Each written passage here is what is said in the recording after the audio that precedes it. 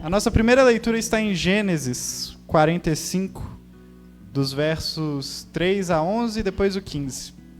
Diz assim a palavra do nosso Deus. E disse José a seus irmãos: Eu sou José, vive ainda meu pai? E os seus irmãos não lhe puderam responder, porque estavam pasmados diante da sua face.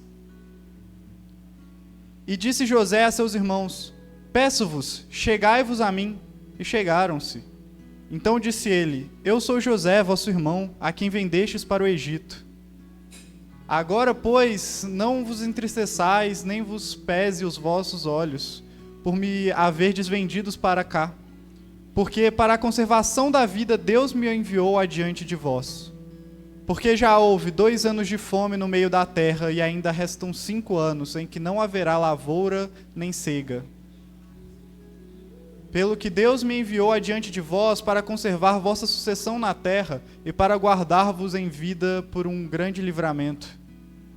Assim não foste vós que me enviastes para cá, senão Deus, que me tem posto por pai de Faraó e por senhor de toda a sua casa e como regente em toda a terra do Egito. Apressai-vos e subi a meu pai, e dizei-lhe: Assim tem dito seu filho José: Deus tem me posto por senhor em toda a terra do Egito. Desce a mim e não te demores.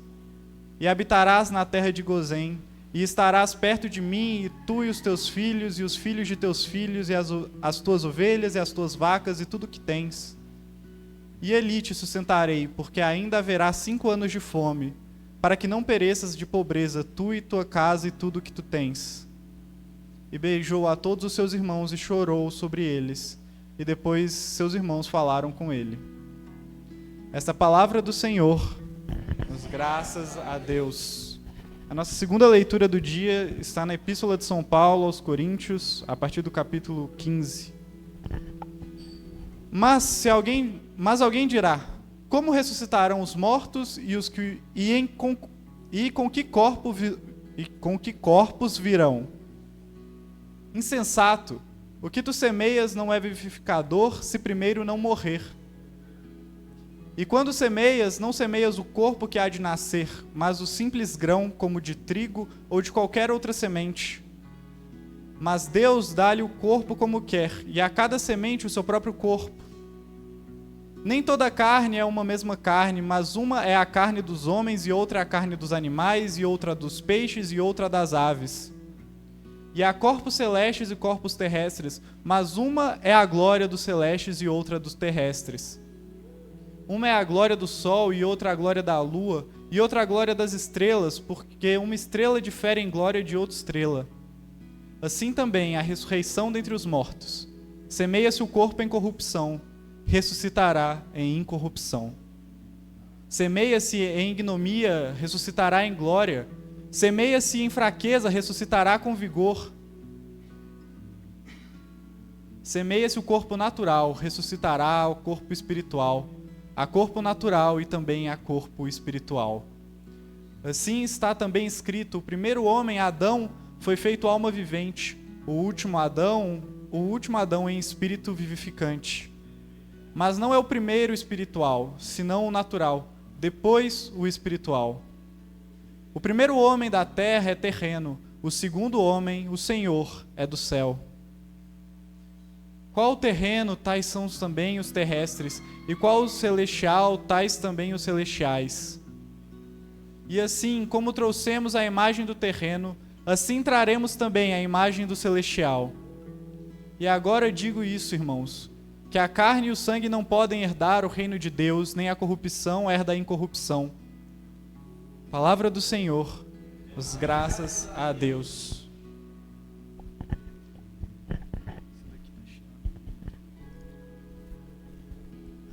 Aleluia, aleluia, aleluia.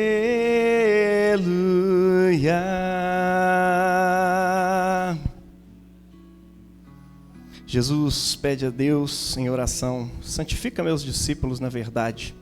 A tua palavra é a verdade. Aleluia, Aleluia. Aleluia.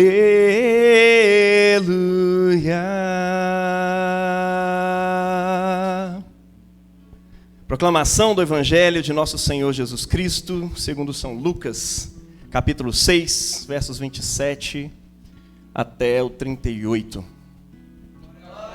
Senhor. Naquele tempo, disse Jesus a seus discípulos: a vós que me escutais eu digo, amai os vossos inimigos e fazei o bem aos que vos odeiam. Bendizei os que vos amaldiçoam e orai por aqueles que vos caluniam.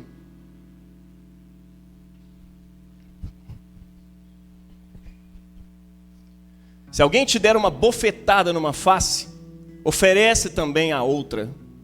Se alguém te tomar o manto, deixa eu levar também a túnica. Dá a quem te pedir. Se alguém tirar o que é teu, não peças que devolva.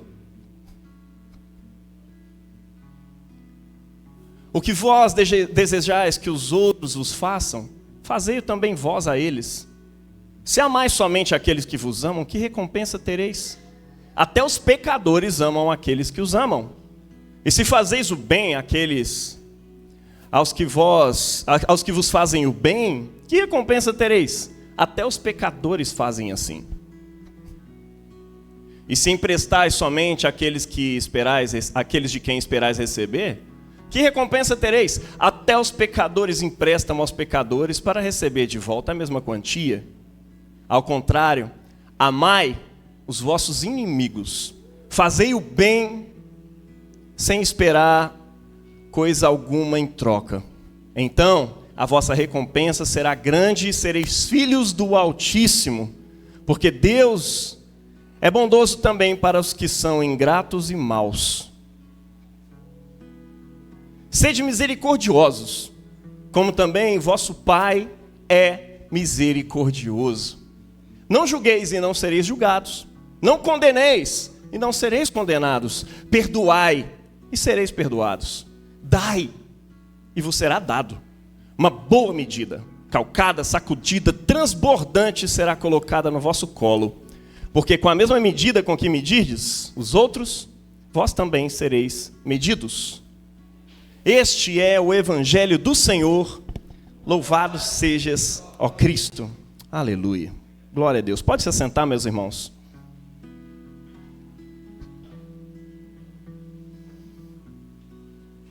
Hoje você pode dizer assim: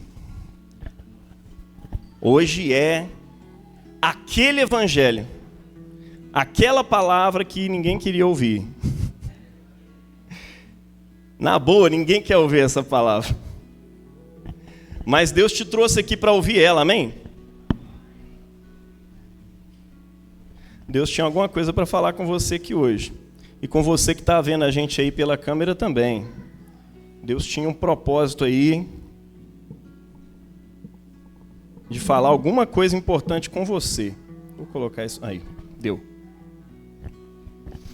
Meus queridos, queria que você atentasse bem para essa palavra e pedisse a Deus nesse momento que o seu coração fosse cheio dessa mensagem, porque nós estamos aqui diante do centro da mensagem de Jesus e daquilo que diferencia o caminho de Jesus do caminho de todos os outros deuses, de todas as outras religiões, de todas as outras ideologias.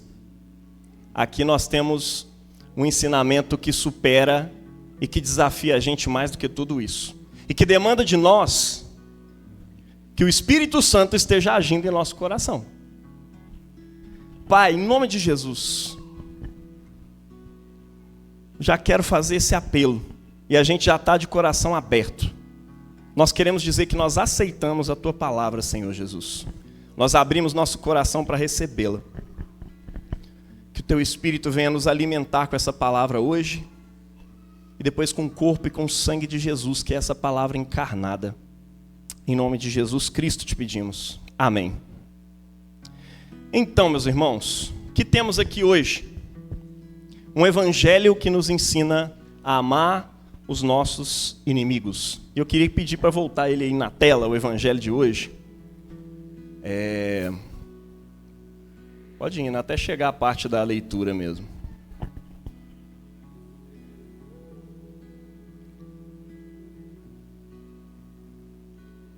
Aí, olha só, naquele tempo disse Jesus aos seus discípulos: a vocês que me escutam, né?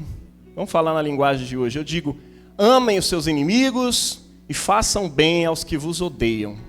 Veja isso.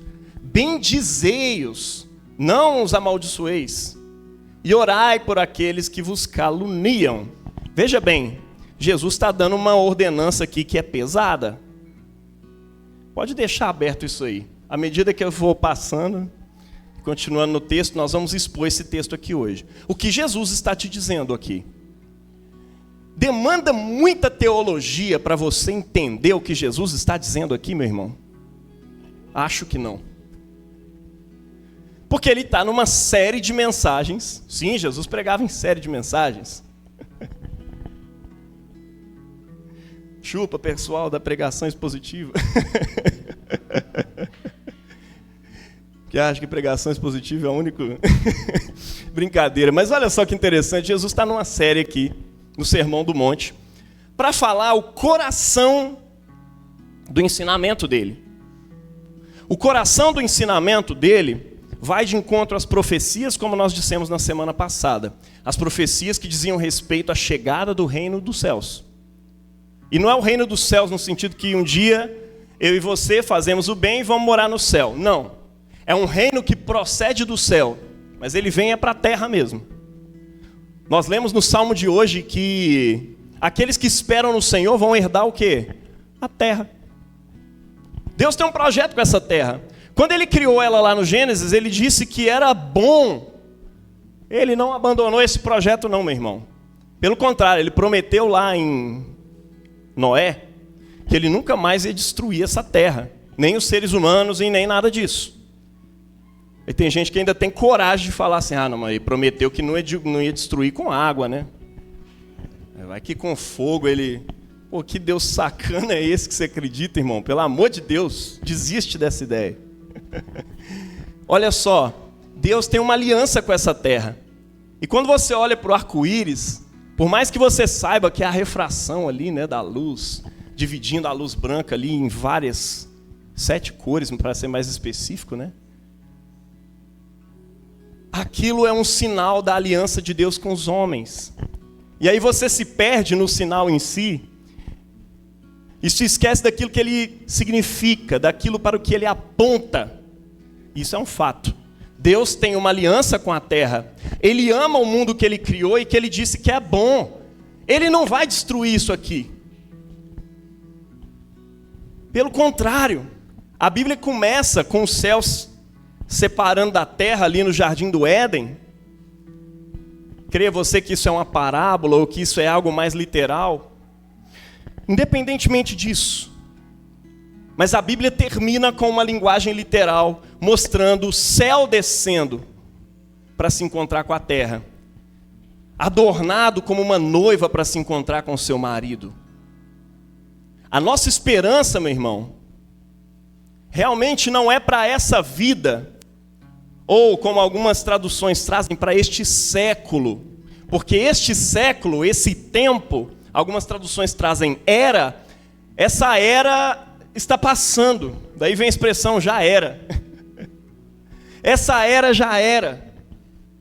Em breve, se a palavra de Deus estiver certa e se as profecias a respeito de um novo céu e de uma nova terra estão certas, e nós cristãos temos essa esperança, e se você não tem essa esperança, não sei para que ser cristão, porque o cristianismo é baseado nisso. A ressurreição de Jesus aponta para isso. E se isso está certo, meu irmão, a nossa esperança precisa estar nesse novo mundo. A gente precisa acreditar. E a cada dia nos convencer, e a cada dia entender melhor sobre como que este mundo está passando para o nascimento de um novo mundo. A linguagem bíblica para isso é uma linguagem de uma gravidez. Esse mundo está sendo parido. E Paulo meio que compara que na ressurreição de Cristo, a cabeça dessa nova criação já saiu. E eu lembro que quando a cabeça do João, a cabeça do Davi saíram, a Pri ainda estava agonizando ali, pedindo para esse bebê sair logo, porque dói. Tem um negócio lá que é, como é que é? O círculo de fogo, sabe? Círculo de fogo. Que é a hora que assim, vai todas as extremidades de que deu para esticar. É hora de sair a cabeça de uma criança. Aquilo é agonizante e eu não faço ideia do que é. Minha esposa passou por isso. Eu sei que ela pegava minha mão e quase estourava os meus ossos dos meus dedos. Aí na segunda vez eu preferi que ela ficasse dentro de uma banheira mesmo, quentinha. Aí a médica ainda me chama para ver, fala, olha aqui, a cabeça do seu filho saindo. Eu falei, misericórdia, velho. Traumatizante. Mas ao mesmo tempo maravilhoso, não dá para entender. Pega o menino no colo e começa a chorar de alegria. Cara, o apóstolo Paulo está dizendo que a nova criação é isso. É um novo mundo que está nascendo. E Jesus aqui está fazendo o quê? Ele está preparando os seus discípulos, os seus seguidores para esse novo mundo. E ele já começa dizendo, olha, eu tenho uma boa nova para vocês que têm sede de justiça. Sabe vocês que têm sede de justiça? Sabe aquele cara que eu postei no Instagram essa semana? Que por causa da sua cor, foi parado já de dentro da viatura com uma palavra dizendo, encosta vagabundo. E o cara sai de lá, começa a xingá-lo, e aí pega o RG, consulta, vê que não tem passagem nenhuma pela polícia, depois volta, vai embora e dá uma joelhada. E aí depois ele começa a gravar um vídeo dizendo, olha, tá doendo. Muito mais que aquela joelhada, porque aquela joelhada não dói aqui agora. O que está doendo é o meu peito, o meu coração, porque isso dói. Bem-aventurado vocês que têm fome e sede de justiça. E como aquele homem que tinha fome e sede de justiça, eu acho que ser humano nenhum na face da terra, a não ser um cristão, tem coragem de dizer o que ele disse, né? Eu não estou querendo te cancelar, eu não estou querendo te ameaçar aqui não. Eu vou orar pela sua vida. Meu irmão, aquele policial talvez nunca mereceu tanta misericórdia. Talvez ele nunca recebeu tanta misericórdia na vida dele do que nesse dia. Talvez ele nem tenha visto esse vídeo, mas o tanto que ele foi divulgado, eu espero que tenha chegado nesse cara. E que o evangelho de alguma forma tenha chegado nele. Porque esse cara não estava querendo descobrir quem era para poder punir e fazer, embora isso seja justo. Até porque as palavras de Jesus não tem nada a ver com você não denunciar o abusador, não denunciar o que, né, faz esse tipo de coisa. Especialmente dentro de casa, especialmente escondido, especialmente abusos sexuais. Isso tem que ser denunciado sim. Mesmo que futuramente Deus vá trabalhar perdão no seu coração, essas coisas têm que ser denunciadas, tá? É para a polícia. Isso aí você não vai fazer igual algumas igrejas passam pano para os caras e falam, isso aí vai ser tratado aqui internamente. Isso aí já foi resolvido na mesa. Irmão, uma mesa na cabeça, né, irmão? Pelo amor de Deus, não vem com essa não. Aqui esse negócio é resolvido assim, é com a polícia. Não dá muito mole não, senão seu pastor vai ficar muito irritado. Vai chegar lá, ó, isso aí, ó, caso de... Fala não, hein? Mas enfim, o que Jesus está fazendo aqui? Ele está preparando o pessoal para esse novo mundo. Olha, eu tenho uma boa nova para você que foi torturado pela polícia. Eu tenho uma boa nova para você, mulher, que não só você individualmente, mas sua classe toda, de modo geral, foi subjugada, foi considerado digno de estupro por causa da roupa que estava usando. Olha, eu tenho uma boa nova para você. Eu tenho uma boa nova para você que está buscando justiça. Olha só, vocês vão ser fartos. Jesus está prometendo uma coisa. Ele não está pedindo para você desenvolver uma virtude para que então o reino do céu seja alcançado. Não, ele só está dizendo assim, olha, vocês pobres, Fiquem alegres, porque o reino dos céus é de vocês. Vocês que choram, se alegrem, porque vocês vão ser consolados. Jesus não está pregando nenhuma virtude. Jesus está anunciando uma boa notícia. Jesus não está dando um bom conselho. Ele está anunciando a boa nova. Quando é que ele começa a ensinar certas coisas? Ele vai dizendo assim, olha gente, até aqui vocês aprenderam que você precisa amar o seu próximo, certo? Sim. E o que vocês ouviram? Ama o teu próximo e odeia o teu inimigo. Alguém sabe onde está escrito isso na Bíblia? Hã? Lugar nenhum. A Bíblia não tem um texto dizendo ama o teu próximo e odeia o teu inimigo. Ela tem lá em Levítico dizendo ama o teu próximo. Odiar o teu inimigo foi acrescentado pela tradição dos anciãos. Isso não estava na Bíblia. Assim como várias outras coisas. Por exemplo, a caminhada de um sábado. Sábado você não pode carregar coisa não, mas tem um limite de caminhada que você pode até fazer. Aí para você não ter que carregar roupas, veste com elas.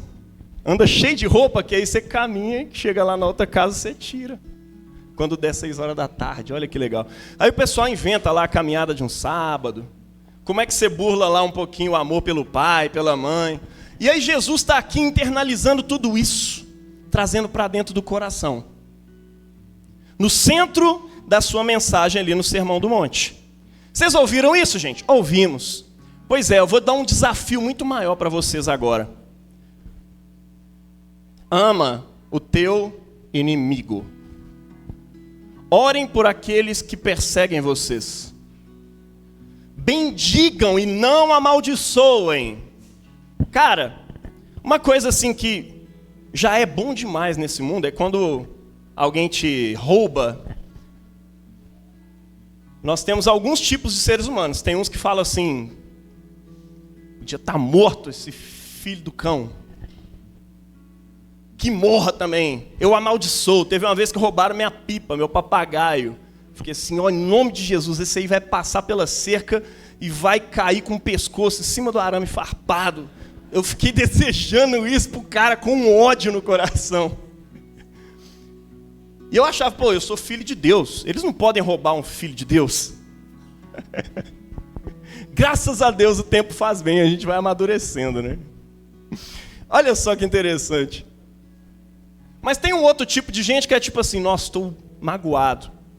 Vou levar na justiça. Né? Eu não desejo mal, não. Alguém talvez até chega, né? Quem morou no contexto de favela sabe que é muito comum isso, né? Desce lá o cara da boca ou alguém mais próximo dele, quer que resolve pra você, velho? Não quero não, mano. Eu quero que esse cara, enfim, tomara que ele mude. Isso é uma atitude muito boa, mas aqui Jesus está falando que é mais do que isso. Quem está sendo parido para essa nova criação não deveria simplesmente não desejar o mal. Ele deve desejar o bem. Ele deve bem dizer, e aí eu vou falar com você, velho, essa parte aqui. Não tem jeito de você fazer assim, eu estou cumprindo esse mandamento, que aí eu vou ser salvo e tal. Cara, eu quero ver você cumprir esse, que tem a ver de bem dizer àqueles que vos odeiam, àqueles que vos amaldiçoam. Você pode até inventar uma oração, Deus, abençoa meu inimigo. No fundo você está querendo que ele morra, mas tudo bem. Agora, amar os inimigos, meu irmão, é só o Espírito Santo que pode fazer isso com você. Desejar o bem. Eu lembro que na gestão passada eu ficava orando pelo presidente. Igual eu oro nessa. Só que você tem pessoas e pessoas. Tem pessoas que é um pouco mais difícil você orar. E é lógico, você que é mais conservador do que eu, provavelmente tem uma dificuldade aí para orar pelo Lula, né? Deus, abençoa os projetos dele, Senhor, abençoa os ministros. Abençoa o trabalho dele, que seja um trabalho próspero. Na educação desse país, na segurança desse país. Não é difícil, cara, para você? Era difícil para mim também, na gestão passada. Eu falei, Deus, abençoa os ministros ali, do Bolsonaro. Dá graça para os projetos de educação serem bem-sucedidos. E também, assim, Que haja projetos bons também, né, Deus? Porque também vou orar por uma coisa ruim também não. Mas vamos orar, Deus. Abençoa, Senhor, os projetos ali de assistência social, aquilo que está sendo feito. Por quê? É dever seu como igreja orar por quem está investido de autoridade. E nessa hora, para nós, para quem tem alguma afeição política por algum lado, vai ser desafiador, porque ali você está orando pelo inimigo, né? Não é fácil. Mas aí você tem que exercer esse sacerdócio também, por que não? Né? Então Jesus está dizendo aqui, ama teu inimigo, cara. Se alguém te der uma bofetada de um lado, vira a outra face. É engraçado porque isso aqui é uma questão de honra, né, velho? Antigamente, quando a gente era criança, o pessoal fala, não, o cara bateu na sua cara, ele tirou sua honra, mano. Vai lá e toma de volta essa honra aí. Como que você vai deixar alguém tomou? Pá. Algumas pessoas morreram na favela porque deu tapa na cara do outro enquanto jogava futebol. Não, ele tirou a honra do cara, velho. Pô, por que morreu assim, cara? Tira queima-roupa. Não, mano, é porque ele deu um tapa na cara. Ah, tá, entendi. Tá tudo de boa, então. Era meio que assim, velho. Não pode dar tapa na cara de homem, não. Mas Jesus está ensinando para esses homens. Você acha que isso é coisa do nosso tempo, mano? Isso aqui é muito antigo. Jesus está dizendo, velho, se tirou a tua honra de um lado, vira a outra face, para bater nela também. Basicamente, Jesus está dizendo assim, olha, vocês foram alcançados por uma misericórdia tão grande, até porque depois ele vai dizer assim, sede misericordiosos como o vosso Pai é misericordioso. Usa de misericórdia. Quer ver? Vai lá um pouco para frente. Acho que no terceiro quadro aí. Peça que devolva. Deus, faça aos outros o que deseja que façam com vocês também. Que recompensa vocês têm? Aí, olha só. Pode passar. Não peça de volta. A vossa recompensa será grande. Se emprestais somente de quem esperais receber, que recompensa tereis? Pode passar. Sede misericordiosos, como também o vosso Pai é misericordioso. Volta um agora. Isso está completamente conectado com isso aqui, ó. Amem os seus inimigos, façam bem e emprestai sem esperar alguma coisa em troca. Então a vossa recompensa será grande, sereis filhos do Altíssimo, porque Deus é bondoso também para com os ingratos e maus. O fato do seu Pai do céu ser bondoso para com os ingratos e maus deve provocar em você o desejo de parecer com o Pai. E a gente deseja isso. Eu queria parecer com meu pai, por isso eu comecei a ler pra caramba. Porque ele era um cara que lia muito e todo mundo elogiava ele por isso. O Joãozinho perguntava para ele, o que você quer ser quando você crescer? Ele, papai. Porque ele olha para mim e fala, eu quero ser igual ao meu pai. Sei lá, tem algumas virtudes aí que ele admira e que ele quer imitar. Que doido isso. Mas olha, o fato de Deus ser de Deus ser bondoso com os ingratos e maus, não é simplesmente porque eles são ingratos e maus, como ele é ingrato, eu adorei isso aí. Não, né não. Passa o próximo versículo. Sede misericordiosos, como também o vosso Pai é misericordioso. Por que ele é bondoso com os ingratos e maus? Porque ele é misericordioso. Misericórdia é essa capacidade de se compadecer de quem não merece. Está entendendo? É a isso que Jesus está convidando a gente. Olha, sejam misericordiosos. Virtude você aprende com imitação. Virtude é um trem que não tem como você ler lá na filosofia e começar a fazer, entendeu? Você tem que ter essa capacidade de se compadecer, mas você só aprende isso com alguém que foi até as últimas consequências dessa ideia de amar os inimigos. E quem é que fez isso, meu irmão? Jesus foi as últimas consequências disso. Por você.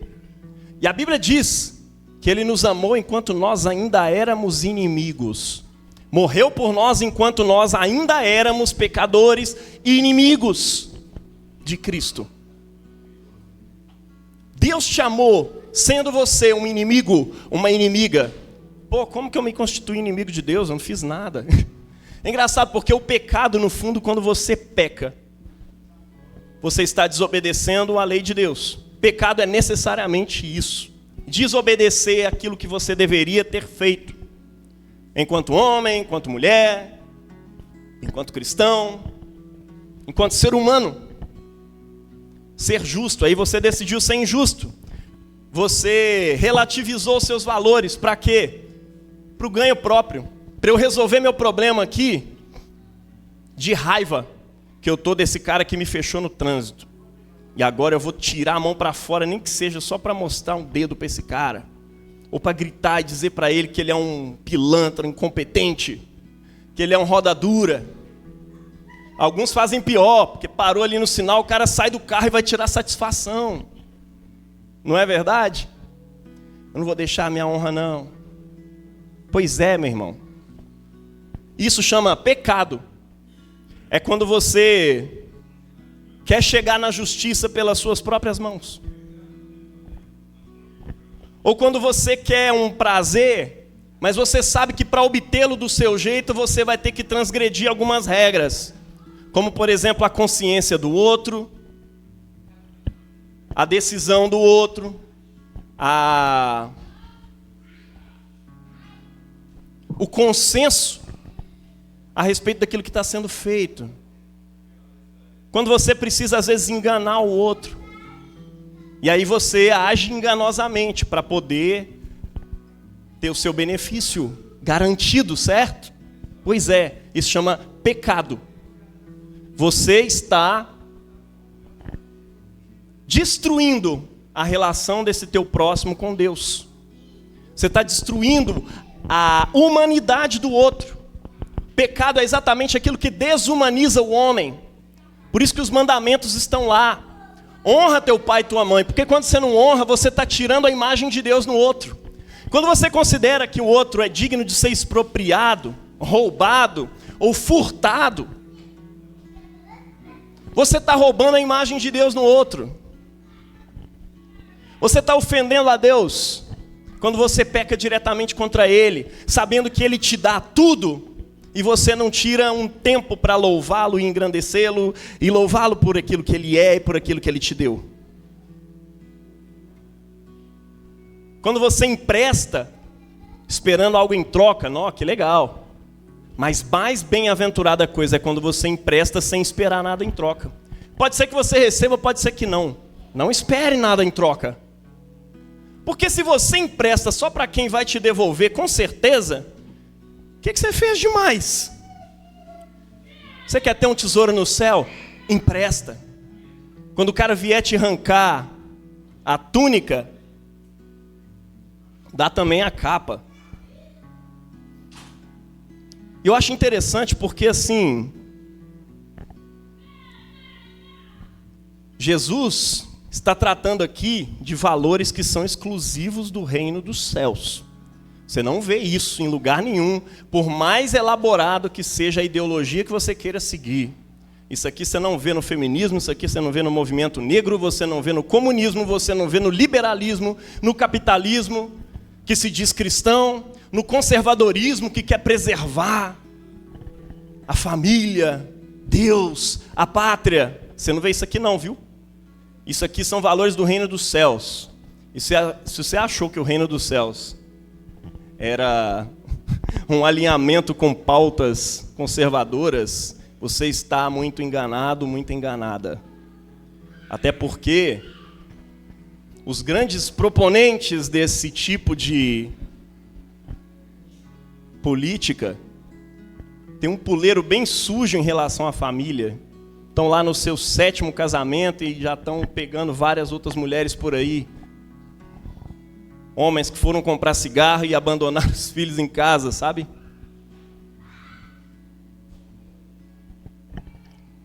Mulheres que perderam completamente o valor. E às vezes a sua própria consciência. Eu tenho pessoas na minha família que já apanharam do marido, mas por fidelidade a uma ideologia que ela acha que é o reino de Deus, ela quer rechaçar tudo que o feminismo tem a dizer.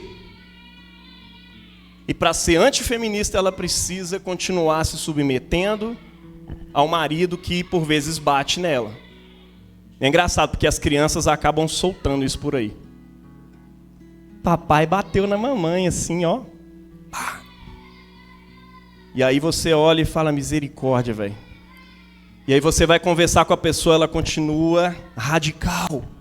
Meus irmãos, isso não tem nada a ver com o reino de Deus não, viu? E se alguém mentiu para você dizendo isso, mentiram para mim. Se alguém mentiu para você dizendo isso,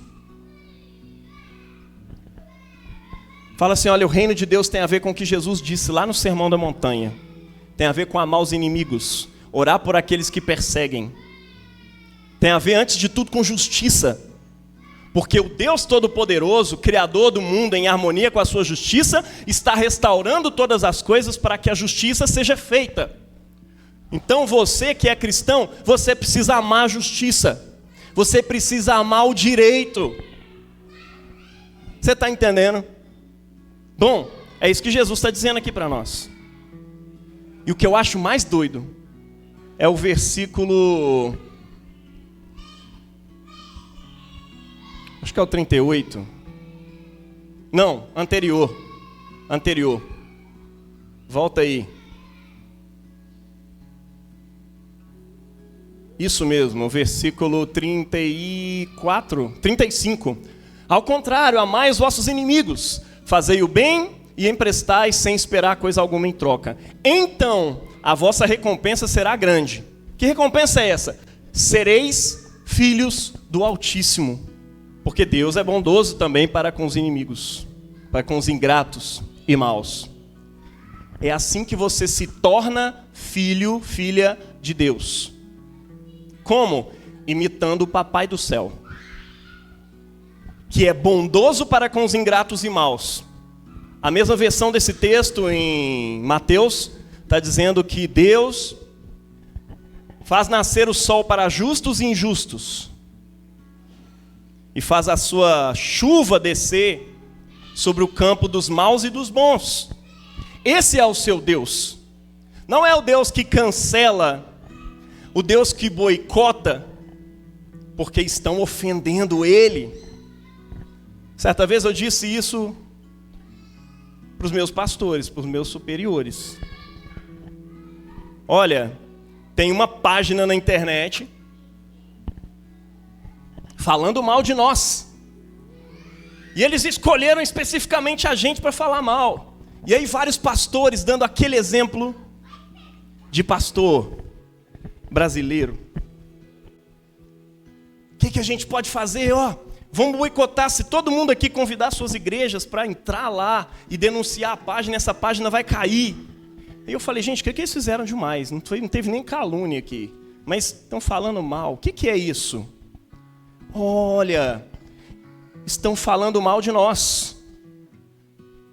Isso é uma oportunidade para eu amar quem me calunia. E aí eu ouvi alguém dizer, nós vamos denunciar, nós vamos abrir um processo e vão acabar com essa pessoa quando a gente descobrir quem é a pessoa por trás dessa página. E aí eu escrevi com talvez um pouco de ironia, um pouco de Deus.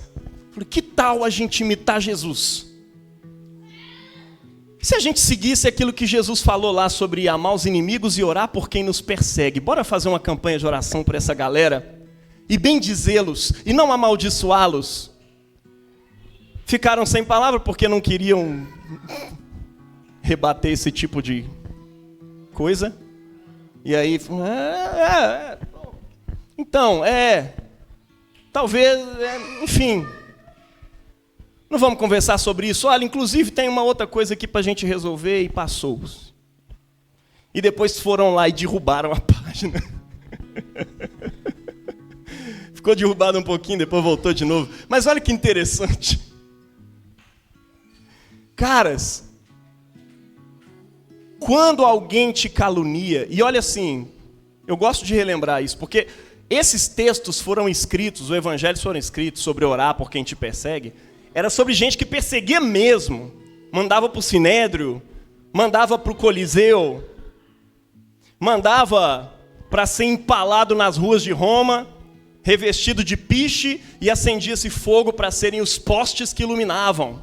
Vocês querem ser a luz do mundo? Então toma a luz do mundo. Vamos ser a luz do mundo aqui, empalado e pegando fogo. Sim, esses eram nossos irmãos. E era para esses que Jesus estava dizendo, orem por aqueles que vos perseguem. Aí quando você compara isso com a perseguição online, no Instagram ou coisa e tal, meus irmãos, logo quem gosta de falar de raiz e Nutella, puxa vida! Você quer fazer alguma coisa? Qual é a resposta que o reino de Deus, de quem acredita que esse mundo está passando? É essa aí. Agora, se você tem muita esperança nesse mundo, nessa era, você vai querer desenvolver uma teologia de acúmulo nessa era, de bênçãos para essa era, para esse tempo, não é verdade? Eu quero ver o sucesso ministerial, eu quero ver o sucesso em número de almas se convertendo, eu quero ver o sucesso em termos de cadeiras melhores, almofadadas, essas que não dói as costas. Eu detesto as cadeiras dessa igreja, irmão, mas um dia nós vamos melhorar. Mas não é isso o sucesso. Sucesso é ver cada um de vocês abraçando o projeto do reino de Deus e já rasgando todas as outras agendas. Sucesso para mim, ele não está aqui, mas ele gostaria que eu falasse isso, é ver o Amarildo, que as meninas não suportavam ficar perto dele por causa das piadinhas misóginas, ofensivas, machistas, e de repente ter se revisto por causa do reino de Deus, porque ele já tinha ouvido 1000 outras coisas, e aquilo só gerou ódio no coração dele, mas de repente aquilo começou a mudar o coração do cara. Isso eu vejo como sucesso no reino de Deus. Pessoas que estão abraçando o projeto da nova criação. Você está entendendo? Quando eu vejo sucesso ministerial, quando eu vejo um homem e uma mulher que resolveram viver os valores do perdão dentro do seu lar. Pessoas que não desistem das outras. Pessoas que desenvolvem amizades verdadeiras, porque o mundo tem sede de amizade. E aí você vai lá e entrega uma amizade que tem como valor fidelidade. Você não passa por cima do seu amigo porque você tem algo para alcançar e você usa ele como mais um degrau da sua escada. Não. Você valoriza a pessoa. E aí de repente a pessoa olha para você e fala, cara, você é um amigo assim, diferente, viu? Por que você pensou em mim nisso aqui, cara? Você podia ter simplesmente seguido em frente. Não, mas eu acredito num mundo onde ninguém deixa o outro para trás. Eu acredito num mundo em que a gente segue e não deixa corpos pelo caminho. Você está entendendo? Aquele que acredita na nova criação vive plantando para a nova criação. Como? Onde? Você está plantando sementes para uma nova criação, tá? Aonde? Na igreja, que é um celeiro de sementes da nova criação. Você está ouvindo sobre a nova criação agora e você vai semeá-la na rua, na sua família, nas relações, nas amizades verdadeiras.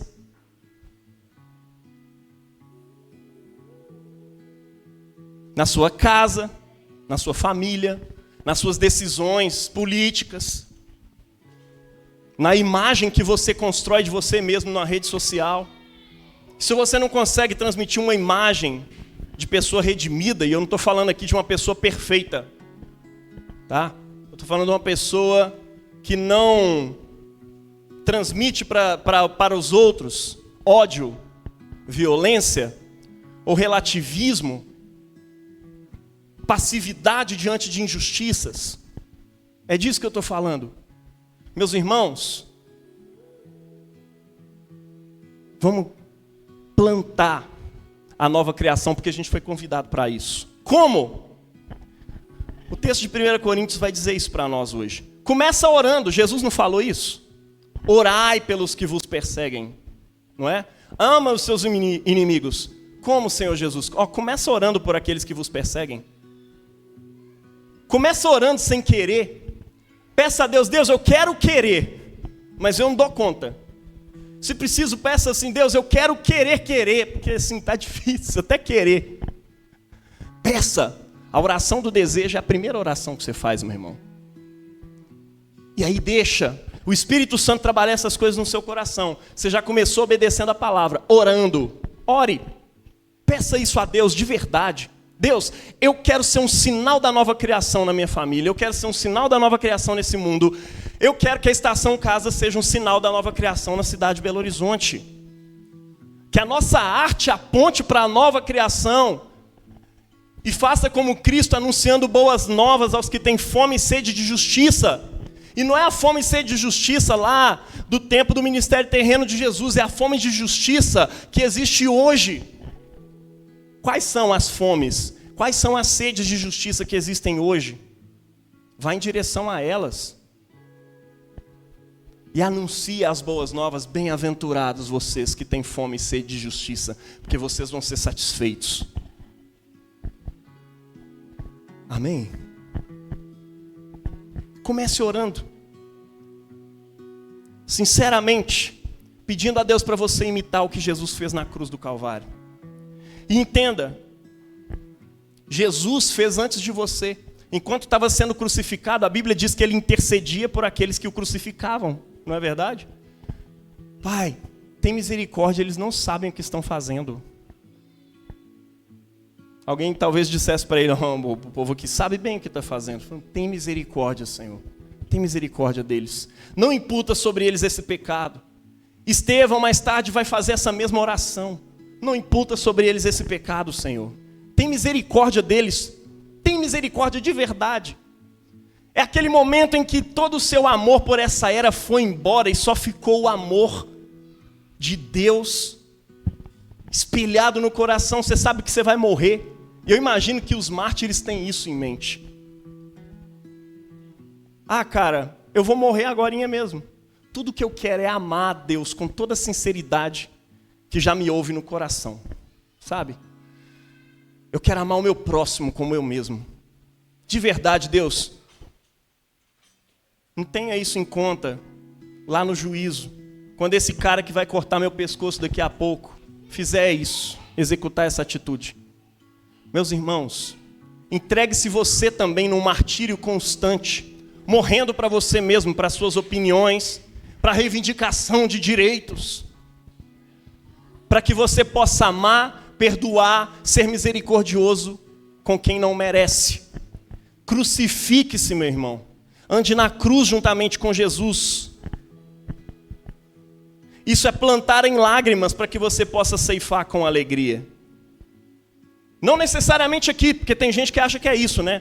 Estou plantando em lágrimas. E a Bíblia diz que aquele que semeia com lágrimas, ceifará com alegria. Quem sai andando e chorando enquanto semeia a boa semente, voltará com júbilo trazendo os seus feixes. Isso significa que nessa terra, eu estou aqui dizimando e ofertando, mas depois, daqui a pouco Deus vai me dar 100 vezes mais do que eu ofertei. Eu estou ofertando aqui, sendo bondoso com os outros. E aí todo mundo vai aprender a ser bondoso comigo. E aí você chega no momento da sua espiritualidade, você começa a questionar a Deus. Fala, Deus, por que não está acontecendo? Ora, é porque não era para ser assim. Não necessariamente. Talvez Deus te dê a graça, se você precisar, de que as pessoas te honrem nessa vida. Mas Jesus não está falando aqui sobre essa vida. Jesus está falando aqui sobre a nova criação. Nós estamos plantando sementes e a gente não planta aquilo que há de ser. A gente planta uma semente imperfeita. Uma semente de um perdão que talvez ainda guarde um rancor aqui. A semente de uma oração que na verdade queria que fosse para a morte. A semente de uma boa ação que na verdade talvez você não quisesse fazer. Carne e sangue não vão poder herdar o reino dos céus. Mas elas são sementes que você está plantando na carne. Semeia-se o corpo mortal, ressuscita-se o espiritual. É disso que o apóstolo Paulo está falando no livro de Coríntios hoje. Você planta para a nova criação. Planta-se não o que há de ser, mas o grão de trigo. 1 Coríntios 15, 37. Primeiro o natural, depois o espiritual. Lá no versículo 46 ele está dizendo. Como? Você está plantando em fé. E o que é fé, meu irmão? É plantar na certeza daquilo que você espera. A minha esperança está numa nova criação. Mas eu já vivo agora como se essa nova criação já tivesse começado. Até porque no meu coração ela já começou. Em breve ela vai tomar as minhas veias. Ela vai tomar o meu corpo. Ela vai tomar a minha mente. Ela vai tomar tudo o que eu sou. Em breve essa nova criação, tão representada aqui na ressurreição de Cristo, sobre uma favela, sobre o Bar Bom Jesus. Essa nova criação vai tomar toda a tecnologia que temos. O arco do Santa Teresa vai ser o que deveria ser na criação de Deus. As árvores para as quais você olha hoje serão aquilo que Deus criou para ser. A mulher será o que mulher foi criada para ser. Os homens serão o que homens são criados por Deus para ser. Essa é a nossa esperança. Plante em fé, plante em esperança. José, meu irmão, lá no Egito, foi vendido como escravo. Ele foi uma semente plantada. Incompreensível, inclusive, porque não era sabido pelos seus irmãos o que eles estavam fazendo, e nem por ele mesmo. José estava assim, cara, eu não sei o que fizeram comigo, por quê? Por que me venderam? Talvez ele tenha deixado de acreditar em Deus. Por que, Senhor? Isso aqui está acontecendo comigo. E aí, de repente, ele começa a crescer no Egito, e talvez ele passe pela fase de dizer, quem me viu passar na prova e não me ajudou, quando me vê na bênção vão se arrepender. Vai ser a versão gospel do beijinho no ombro, né? Minha vitória vai ter sabor de mel. Eu vou estar no palco e ele vai estar na plateia, né? Não. Mas aí, de repente, através dele, Deus dá uma estratégia para o governo do Egito.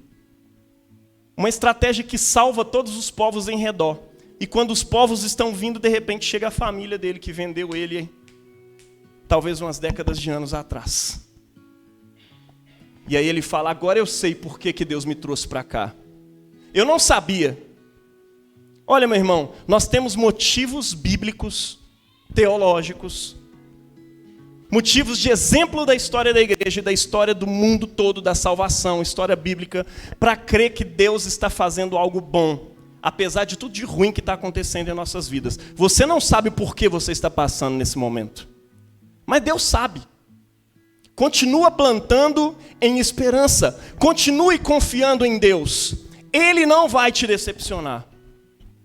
E eu não estou falando sobre recompensa simplesmente nessa vida. Talvez nem vai ser nessa. Mas numa nova criação. Porque essa história de José está lá não é para mostrar que se você for fiel, você vai ser abençoado nessa vida, não. Infelizmente, muita gente usa para isso.